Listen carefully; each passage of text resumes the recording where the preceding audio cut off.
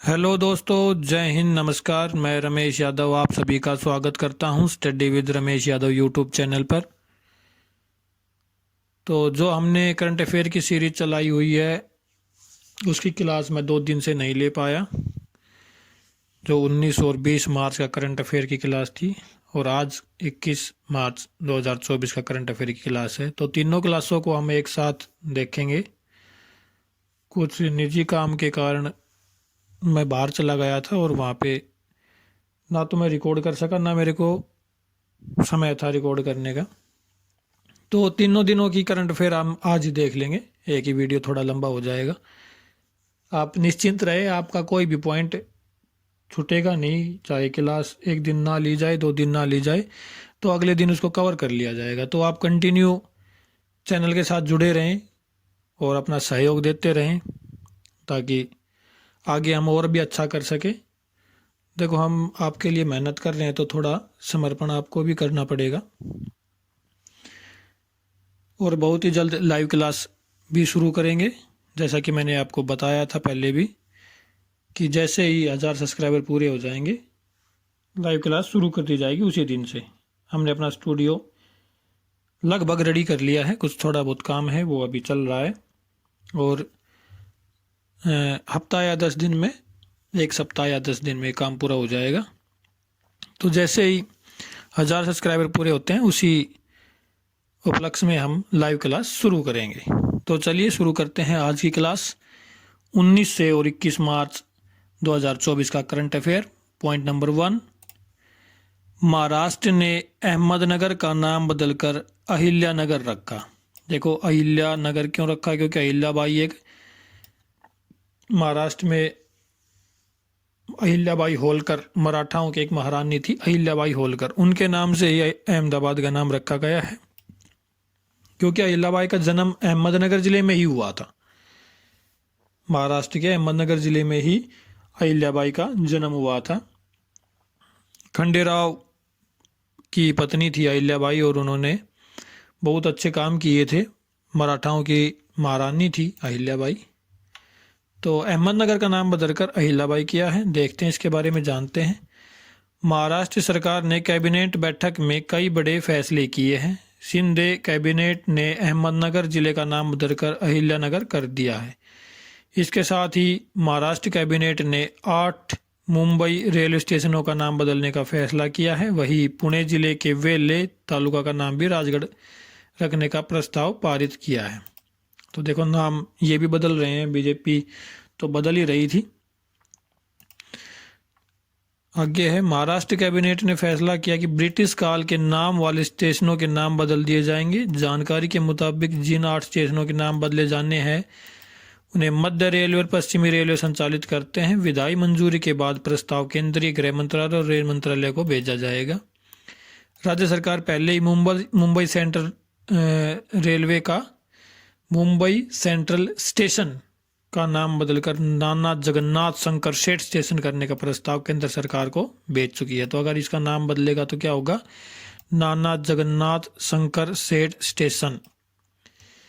तो नाम बदले जा रहे हैं, तो आपको सिर्फ ये याद रखना है कि अहमदनगर का नाम क्या बदला गया है और मुंबई सेंट्रल स्टेशन का नाम क्या बदला गया है। महाराष्ट्र में अगर हम सरकार की बात करते हैं तो राज्यपाल हैं रमेश बैस और मुख्यमंत्री एकनाथ शिंदे। महाराष्ट्र की राजधानी सभी को पता ही है कि मुंबई है, जिसे भारत की आर्थिक राजधानी भी कहा जाता है। चलिए आगे चलते हैं। पॉइंट नंबर 2, आरसीबी ने जीता WPL 2024 का खिताब। दिल्ली को 8 विकेट से हराया। जो पुरुष ना कर सके उसे महिलाओं ने करके दिखाया। आरसीबी, अभी IPL भी शुरू होगा और WPL खत्म हुआ है, तो WPL 2024 का खिताब किसने जीता है? आरसीबी ने जीता है, रॉयल चैलेंजर बेंगलोर। देखते हैं इसके बारे में, जानते हैं। महिला प्रीमियर लीग 2024 के फाइनल मैच में आरसीबी ने दिल्ली कैपिटल्स को रौंदकर खिताब जीत लिया। महिला आरसीबी टीम ने फ्रेंचाइजी के 16 साल के ट्रॉफी जीतने के सूखे को खत्म कर इतिहास रच दिया। तो आप जान सकते हैं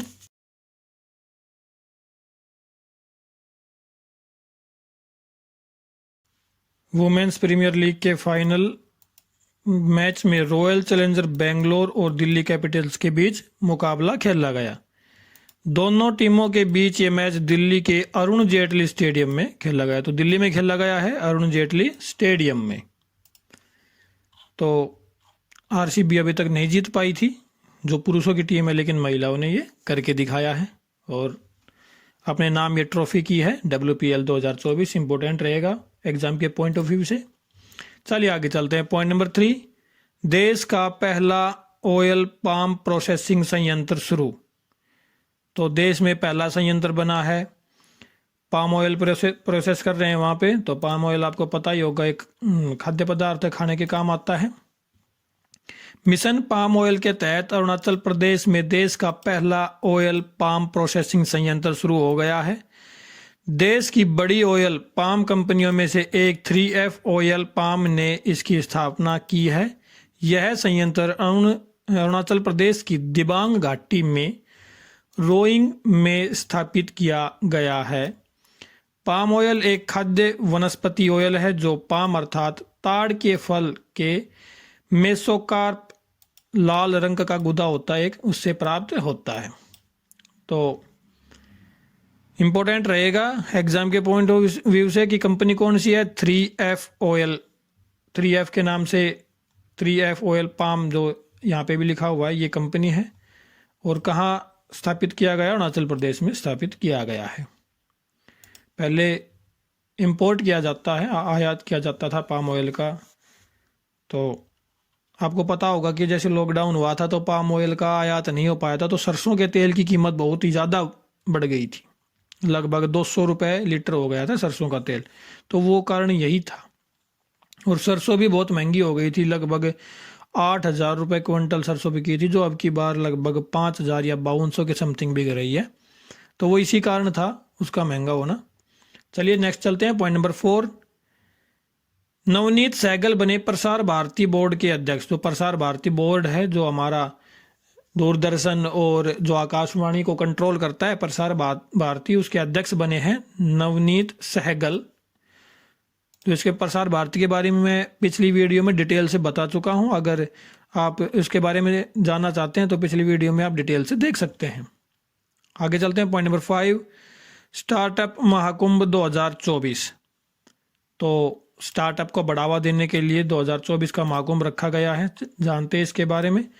startup Mahakumbh 2024 ASSOCHAM, NASSCOM, bootstrap, incubation and advisory foundation, TIEE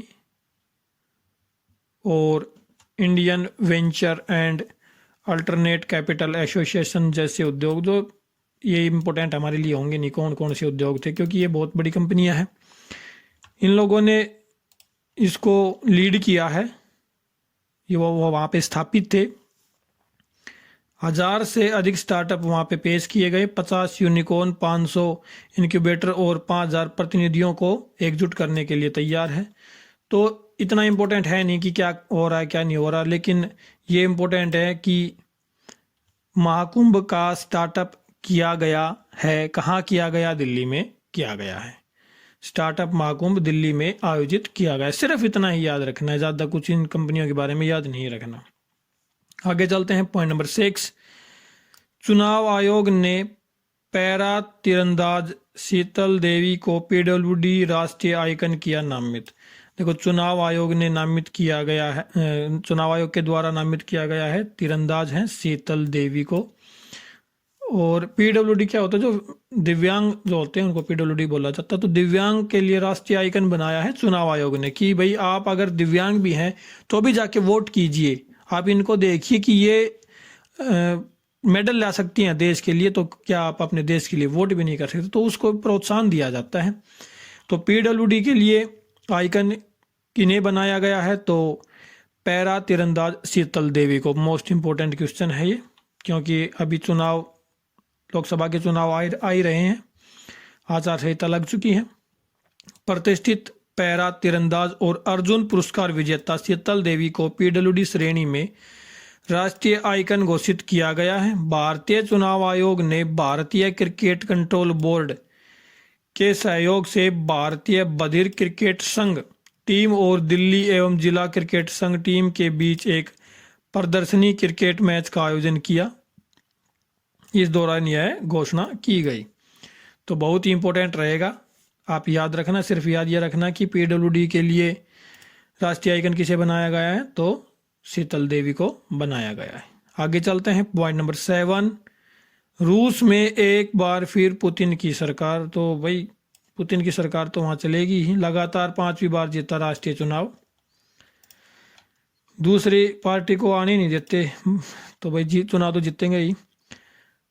प्रारंभिक परिणामों के अनुसार रूसी राष्ट्रीय व्लादिमीर पुतिन ने, राष्ट्रपति जो हैं व्लादिमीर पुतिन रूस के, हालिया चुनाव में 76.1% वोट की भारी बढ़त के साथ जीत हासिल की है। कुछ इंपॉर्टेंट नहीं है, आपको पता है कि भाई पुतिन ही राष्ट्रपति थे और जब तक ये जिएंगे तब तक वही रहेंगे, आपको यही याद रखना है बस, ज़्यादा कुछ याद रखना नहीं है। रूस की राजधानी की बात करें तो मॉस्को रूस की राजधानी है और विश्व का सबसे बड़ा देश क्षेत्रफल के मामले में रूस है, जिसमें 11 टाइम जोन है। भाई 11 टाइम जोन, भारत में तो एक ही है, यहाँ पे 11 टाइम जोन है रूस में। भारत में एक है जिसकी रेखा कहाँ से जाती है, 82.5 डिग्री से जाती है इलाहाबाद के नैनी से होकर, याद रखना ये इलाहाबाद के नैनी से होकर जाती है हमारी टाइम लाइन। तो उसी के टाइम से पूरे देश में एक ही टाइम जोन है हमारा, तो उसी के हिसाब से टाइम चलता है। आगे चलते हैं पॉइंट नंबर 8। तेलंगाना की राज्यपाल तमिलिसाई सुंदरराजन ने दिया इस्तीफा। तो तमिलिसाई सुंदरराजन ने इस्तीफा दिया है, तेलंगाना की राज्यपाल थी। तेलंगाना की अगर बात करें तो आंध्र प्रदेश से अलग होकर राज्य बना था। मुख्यमंत्री है यहाँ के अनुमुल्ला रेवंत रेड्डी और राज्यपाल अभी घोषित नहीं किया गया है। तो तमिलिसाई सुंदरराजन यहाँ के राज्यपाल थी, आपको सिर्फ इतना ही याद रखना है। तो नेक्स्ट चलते हैं पॉइंट नंबर 9। वरिष्ठ नौकरशाह राहुल सिंह बने सीबीएसई के नए अध्यक्ष। तो सीबीएसई के नए अध्यक्ष बना दिए गए हैं, कौन बने हैं, राहुल सिंह।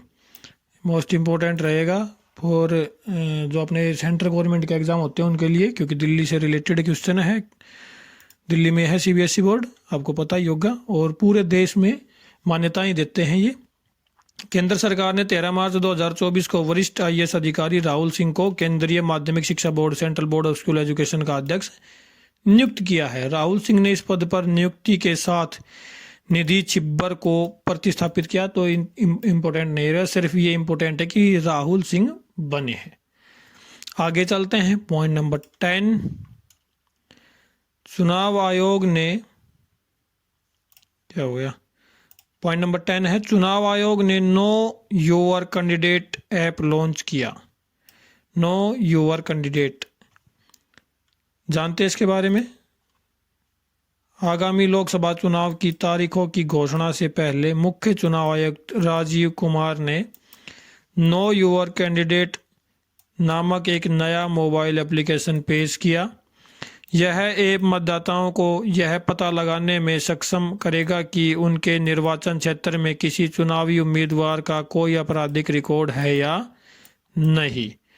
तो बहुत अच्छी ऐप है, किसके द्वारा लॉन्च की गई है, चुनाव आयोग के द्वारा। चुनाव आयुक्त कौन है, हमारे प्रमुख मुख्य चुनाव आयुक्त राजीव कुमार। आगे चलते हैं पॉइंट नंबर 11। श्रीनगर में पहली बार आयोजित हुआ फॉर्मूला 4 रेसिंग इवेंट। तो फॉर्मूला 4 रेसिंग इवेंट कहाँ आयोजित किया गया है, श्रीनगर में, इंपॉर्टेंट रहेगा, जानते हैं इसके बारे में। कश्मीर की खूबसूरत डल झील, तो डल झील देख लो, करंट में है डल झील, याद होना चाहिए, एग्जाम में जरूर मिलेगी कहीं ना कहीं। 18 मार्च को एक रोमांचक कार्यक्रम हुआ। इस क्षेत्र में पहली बार फॉर्मूला 4 कार रेसिंग आयोजित की गई। झील के पास बुलेवार्ड रोड पर दौड़ती आकर्षक रेसिंग कारों ने एक रोमांचकारी माहौल बना दिया। जबरवान हिल्स ने इस आयोजन के लिए एक शानदार पृष्ठभूमि प्रदान की। तो वहाँ ये जबरवान हिल्स कहाँ है, जम्मू कश्मीर में, ये भी इंपॉर्टेंट रहेगा। डल झील और जबरवान हिल्स पूछा जा सकता है एग्जाम में। आगे चलते हैं पॉइंट नंबर 12। उदय भाटिया और मानसी गुप्ता को डायना स्मृति पुरस्कार। तो डायना स्मृति पुरस्कार किनको मिला है, उदय भाटिया और मानसी गुप्ता को, जानते हैं इसके बारे में। दिल्ली के इनोवेटर उदय भाटिया और हरियाणा की एक मानसिक स्वास्थ्य प्रचारक मानसी गुप्ता डायना स्मृति पुरस्कार से सम्मानित किए गए विश्व के 20 लोगों में शामिल हैं। तो विश्व के तो हमें याद नहीं रखने, हमें अपने इंडिया के याद रखने। तो भारत के कौन कौन है? उदय भाटिया हैं और मानसी गुप्ता। दिवंगत प्रिंसेस ऑफ वेल्स की स्मृति में स्थापित डायना अवार्ड चैरिटी की 25वीं वर्षगांठ मनाई जा रही है। तो इतना इम्पोर्टेंट है नहीं, सिर्फ ये इम्पोर्टेंट है किनको मिला है, तो उदय भाटिया और मानसी गुप्ता, सिर्फ ये याद रखना है। आगे चलते हैं, पॉइंट नंबर 13। इनके बारे में अगर आप जानना चाहो, मानसी गुप्ता के बारे में और उदय भाटिया के बारे में, तो आप पढ़ सकते हैं वीडियो को पॉज करके। आगे चलते हैं, पॉइंट नंबर 13। ओडिशा के मुख्यमंत्री नवीन पटनायक ने भारत के पहले इंडोर एथलेटिक्स और जलीय केंद्रों का उद्घाटन किया। तो ओडिशा के मुख्यमंत्री कौन है? नवीन पटनायक है। क्या किया इन्होंने? भारत के पहले इंडोर एथलेटिक्स और जलीय केंद्रों का उद्घाटन। तो मोस्ट इंपोर्टेंट रहेगा, क्योंकि भारत के पहले हैं इसलिए इंपोर्टेंट रहेगा। जानते हैं इसके बारे में। ओडिशा के मुख्यमंत्री नवीन पटनायक ने भुवनेश्वर के कलिंगा स्टेडियम में भारत के पहले इंडोर एथलेटिक्स स्टेडियम और इंडोर जलीय केंद्र का उद्घाटन किया। मुख्यमंत्री ने स्टेडियम परिसर में एक नए इंडोर डाइविंग सेंटर की आधारशिला भी रखी। तो ये एक डाइविंग सेंटर भी बनाया गया है वहाँ पर नवीन पटनायक के द्वारा। उड़ीसा के मुख्यमंत्री हैं नवीन पटनायक और राज्यपाल हैं यहाँ के गणेशी लाल। उड़ीसा की राजधानी आपको पता ही होगा भुवनेश्वर है। और उड़ीसा के बारे में बात करें तो चिल्का झील जो है वो उड़ीसा में ही स्थित है। चलिए आगे चलते हैं, नेक्स्ट पॉइंट देखते हैं। थोड़ा जल्दी करें क्योंकि वीडियो ज़्यादा लंबी हो जाएगी नहीं तो। और आप वीडियो को लाइक ज़रूर करें। आप वीडियो देख तो रहे हैं लेकिन लाइक बहुत कम आ रहे हैं, तो आप वीडियो को लाइक करें। कमेंट करके ज़रूर बताएं कैसी लग रही है क्लास, क्योंकि आपके सहयोग से ही हम आगे बढ़ सकते हैं। बिना आपके सहयोग के तो अकेला आदमी कुछ नहीं कर सकता इस दुनिया में। तो हम एक टीम बना रहे हैं और ऐसा कि अगर आपका सहयोग रहा तो हम भी आगे बहुत अच्छा काम करें। क्योंकि अगर मैं अभी टीम बना देता हूँ पूरी, तो उसका खर्चा बहुत ज़्यादा हो जाता है और इनकम कुछ होगी नहीं। खर्चा ज़्यादा होगा तो वो थोड़े दिन ही चल पाएगा, 2 महीने 4 महीने 6 महीने चल पाएगा, उसके बाद बंद करना पड़ेगा मजबूरन। तो ऐसा ना हो, तो आपका सहयोग अगर रहेगा, मैं आपसे पैसे नहीं मांगूंगा, बिल्कुल फ्री पढ़ाऊंगा, जब तक पढ़ाऊंगा फ्री पढ़ाऊंगा, ये मैं आपसे प्रॉमिस करता हूँ। आपसे पैसे नहीं मांगूंगा बिल्कुल भी, 1 रुपये भी, लेकिन आपका सहयोग ज़रूर मांगूंगा। आपके सहयोग की बहुत ज़रूरत है, तो आप सहयोग दें। जितने भी आप जैसे लाइब्रेरी में जाते हैं तो आप लाइब्रेरी में आपके दोस्त हैं, बच्चे हैं, उनको बताएं कि करंट अफेयर के लिए आप अपने चैनल के बारे में बता सकते हैं कि भाई आप क्लास लीजिए, यहाँ से देखिए, बहुत अच्छा कंटेंट है और डिटेल से बताया जा रहा है। और अगर कुछ कमी लग रही है तो आप कमेंट करके बताएं। आप संकोच ना करें कि भाई ये मैं नहीं बताऊंगा, आप बताएं कमी लग रही है, उसको दूर किया जाएगा। तो चलिए नेक्स्ट पॉइंट देखते हैं, पॉइंट नंबर 14। गुयाना ने भारत निर्मित डोर्नियर विमान खरीदने के लिए समझौता किया। तो भारत ने एक विमान बनाया है डोर्नियर के नाम से। तो गुयाना एक छोटा दक्षिण अमेरिकी देश है, छोटा सा है बिल्कुल, यहाँ की राजधानी केयन है। तो उन्होंने भारत से बनाया हुआ विमान खरीदने की पेशकश की है, खरीद रहा है एक तरीके से। भारतीय रक्षा उद्योग कैरेबियन क्षेत्र तक अपनी पहुंच बढ़ा रहा है। गुयाना रक्षा बल ने भारतीय निर्यात आयात बैंक से $23.27 मिलियन के ऋण के साथ भारत में 2 विमान खरीदने की योजना बनाई है। तो ये विमान जो है HAL जो हमारी कंपनी है, हिंदुस्तान एरोनॉटिक्स लिमिटेड के द्वारा बनाया जा रहा है। और गुयाना के बारे में अगर बात करें, करंट में है तो यहाँ पे सबसे ज़्यादा ईसाई हैं, लगभग 57% ईसाई हैं। और दूसरे नंबर पे हिंदू है। यहाँ पे लगभग यहाँ 28-29% हिंदू हैं गुयाना में। तो आप जान सकते हैं कि भाई माइनर हैं, लेकिन फिर भी दूसरे नंबर पे आते हैं हिंदू। यहाँ पे सबसे ज़्यादा ईसाई हैं, दूसरे नंबर पे हिंदू है वहाँ पे। और राष्ट्रपति इरफान अली हैं यहाँ के, क्योंकि मुस्लिम भी है यहाँ 7% 8% के समथिंग मुस्लिम भी है। चलिए नेक्स्ट पॉइंट चलते हैं, पॉइंट नंबर 15। भारतीय सेना ने बनाई विशिष्ट तकनीकी यूनिट STEAG। क्या है STEAG, जानते हैं इसके बारे में। भारतीय सेना ने एक विशिष्ट तकनीकी unit singles technology evolution and adoption group का गठन किया है, जो डिफेंस एप्लीकेशन के लिए आर्टिफिशियल इंटेलिजेंस, 5G, 6G जैसी भविष्य के संचार तकनीक को, मशीन लर्निंग, क्वांटम टेक्नोलॉजी आदि के शोध एवं विकास पर काम करेगी। तो किसके द्वारा बनाया गया है? भारतीय सेना के द्वारा बनाया गया है। इम्पोर्टेंट रहेगा, खासकर वनडे एग्जाम के लिए इम्पोर्टेंट रहेगा ये। उल्लेखनीय है कि सैन्य अभियानों के लिए संचार एक महत्वपूर्ण घटक है, सभी को पता है, सभी चीज में ही है। देखो कोई भी चीज है संचार से ही चल रही है। अगर मैं अभी पढ़ा पा रहा हूँ, आप पढ़ पा रहे हैं, आप क्लास ले पा रहे हैं, संचार का ही है ये माध्यम, और क्या है। युद्ध क्षेत्र के लिए तेजी से विकसित हो रही प्रौद्योगिकियों में किस पक्ष के पास संचार की बेहतर तकनीक और सूचनाओं को साझा करने के लिए विभिन्न घटकों को जोड़ने की क्षमता होगी, उसे अपने प्रतिद्वंद्वी पर बढ़त हासिल होगी, ये सभी को पता है।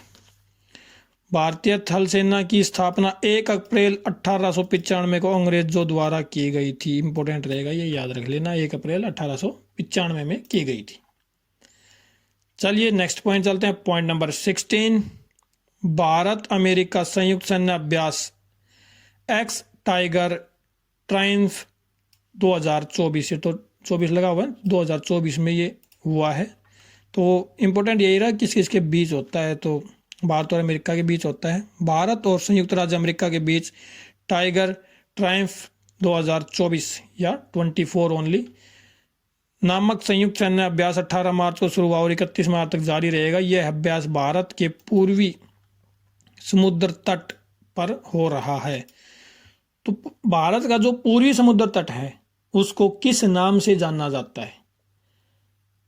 आप कमेंट करके बताएं। अगर आपको नहीं पता तो भी कमेंट करें, मैं आपका कमेंट में ये आंसर दे दूंगा कि भारत का जो पूर्वी और पश्चिमी भी बताओ, पश्चिमी समुद्र तट और पूर्वी समुद्र तट, तो आप बताओ किस नाम से जाना जाता है। चलो मैं पश्चिमी का बता देता हूँ, मलाबार तट बोला जाता है, लेकिन पूर्वी का आप बताओ कमेंट करके। तो भारतीय नौसेना और अमेरिका की नौसेना के बीच ये अभ्यास किया जाता है। चलिए आगे चलते हैं। नेक्स्ट पॉइंट है पॉइंट नंबर 17।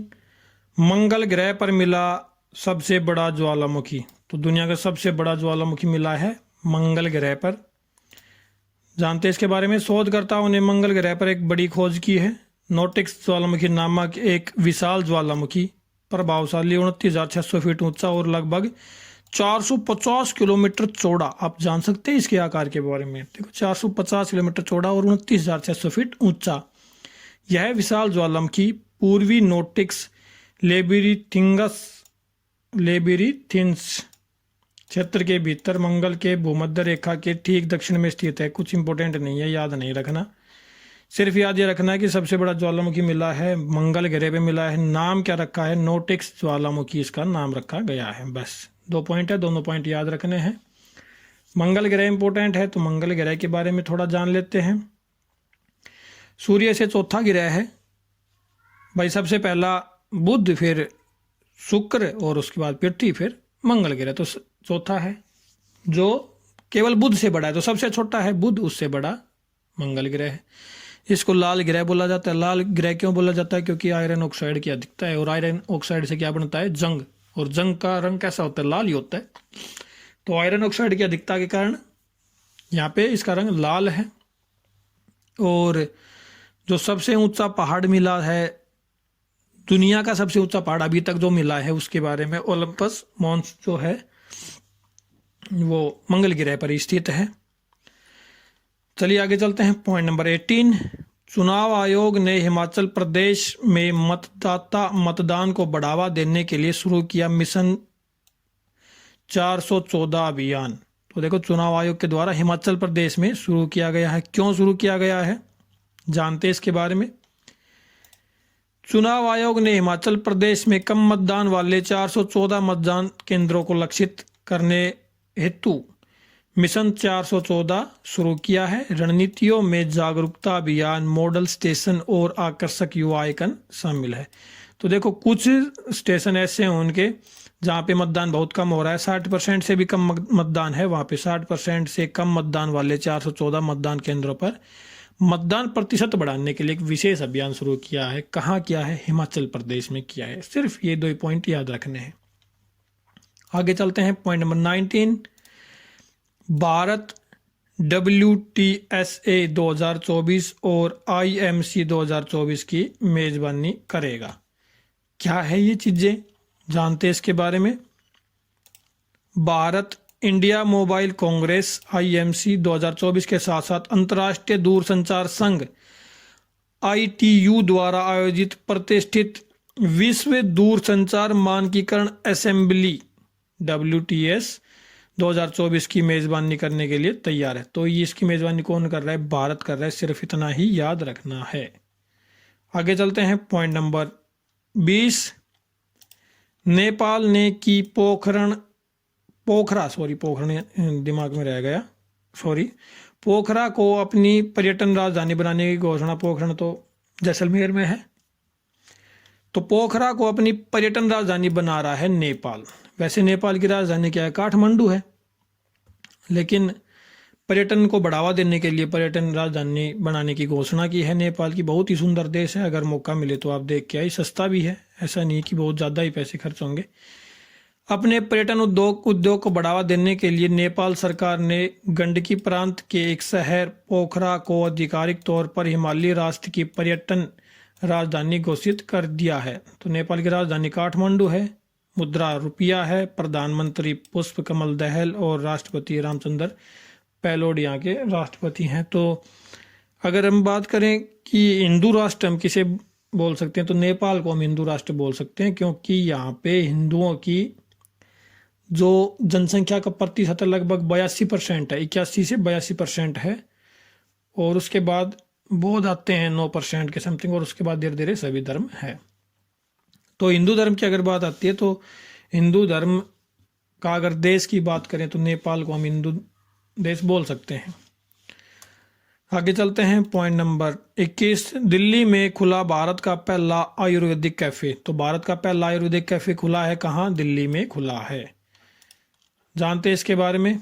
दिल्ली के शालीमार बाग में महर्षि आयुर्वेद अस्पताल अपने इन हाउस रेस्टोरेंट जिसको बोलते हैं सोमादय आयुर्वेदिक किचन के लिए सुर्खियां बटोर रहा है। इस रेस्टोरेंट को भारत का पहला आयुर्वेदिक किचन कहा जा रहा है। तो नाम क्या है? सोमादा आयुर्वेदिक किचन। तो नाम इतना इम्पोर्टेंट होगा नहीं, कहाँ है? दिल्ली में है। सिर्फ ये इम्पोर्टेंट होगा, आप ये इसको याद कर लेना। आगे चलते हैं पॉइंट नंबर 22। TM कृष्णा को मिली प्रतिष्ठित संगीत कला निधि पुरस्कार। मिला, TM कृष्णा को मिला प्रतिष्ठित संगीत कला निधि पुरस्कार। तो संगीत के क्षेत्र में दिया जाता है ये। जानते हैं इसके बारे में। प्रसिद्ध कर्नाटक संगीतकार तोदुर मदाबुशी कृष्णा को 2024 के लिए संगीत कला निधि पुरस्कार विजेता के रूप में चुना गया है। कर्नाटक संगीत के लिए ऑस्कर समकक्ष माना जाने वाला यह पुरस्कार, देख लो, कर्नाटक में इसको ऑस्कर के बराबर समझा जाता है। यह पुरस्कार चेन्नई में संगीत अकादमी द्वारा दिया जाता है। किसके द्वारा दिया जाता है? चेन्नई में एक संगीत अकादमी है, उसके द्वारा दिया जाता है। तो किन को मिला है? थोबुर मदाबुशी कृष्णा को दिया गया है। कर्नाटक की अगर बात करें तो कर्नाटक के राज्यपाल हैं थावरचंद गहलोत, मुख्यमंत्री सिद्धारमैया, और कर्नाटक की राजधानी पता ही होगा बेंगलुरु, जो IT हब है हमारे भारत का। बेंगलुरु बहुत अच्छा सिटी है। चलिए आगे चलते हैं। इसमें पिक्चर गलत लग गया 23 वाले क्वेश्चन में। हाँ, पिक्चर गलत लग गया इसमें, कोई बात नहीं, सॉरी इसके लिए। जो अपाचे हेलीकॉप्टर है उसकी पिक्चर लगाना था, ये गलत लग गया। चलिए पॉइंट नंबर 23। भारतीय सेना ने पहली अपाचे स्क्वाड्रन स्थापित किया। तो भारतीय सेना ने स्थापित किया है अपाचे स्क्वाड्रन। क्या बोलते हैं? टीम गठित कर देना, उसको वायुसेना की भाषा में स्क्वाड्रन बोला जाता है।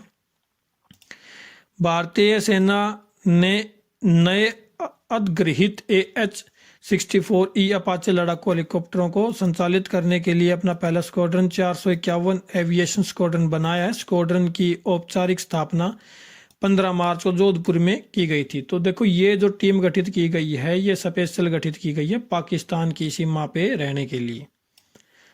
तो इतना इंपॉर्टेंट होगा। लेकिन कहाँ स्थापित की गई है? राजस्थान के जोधपुर में स्थापित की गई है। बहुत अच्छी सिटी है जोधपुर राजस्थान में, अगर टूरिस्ट की हम बात करते हैं तो। आगे चलते हैं पॉइंट नंबर 24। रूस में नए भारतीय राजदूत के रूप में नियुक्त हुए विनय कुमार। तो रूस में जो राजदूत बनाए हैं विनय कुमार को बनाया है। सिर्फ इतना ही इंपॉर्टेंट होगा। 1992 बैच के भारतीय विदेश सेवा अधिकारी विनय कुमार को रूस में भारत के अगले राजदूत के रूप में नामित किया गया है। तो विनय कुमार बने हैं रूस में भारत के राजदूत। तो यहीं तक थी आज की क्लास। उम्मीद करता हूँ पसंद आई होगी। अगर पसंद आई है तो लाइक करें, शेयर करें, चैनल को सब्सक्राइब करें। और आपको पीडीएफ डिस्क्रिप्शन में मिल जाएगी, आप पीडीएफ डाउनलोड करके सेव कर सकते हैं, जिससे आपको नोट करने की टेंशन ख़त्म हो जाएगी। तो आपके सहयोग की ज़रूरत है, कृपया सहयोग करें, ज़्यादा से ज़्यादा बच्चों तक क्लास को पहुँचाएँ। और जिस दिन अगर कल ही 1000 सब्सक्राइबर पूरे हो जाते हैं तो कल ही हम लाइव क्लास शुरू कर देंगे। और रेलवे की 100% तैयारी। आपको बाहर से कुछ नहीं पढ़ना है, सिर्फ इतना पढ़ना है जितना अपने चैनल पे पढ़ाया जाए। सिर्फ इतना पढ़ना है। 100% तैयारी रेलवे की अपने चैनल से होगी, याद रखना। तो आज के लिए इतना ही, फिर मिलते हैं। क्लास देखने के लिए धन्यवाद। Thank you very much.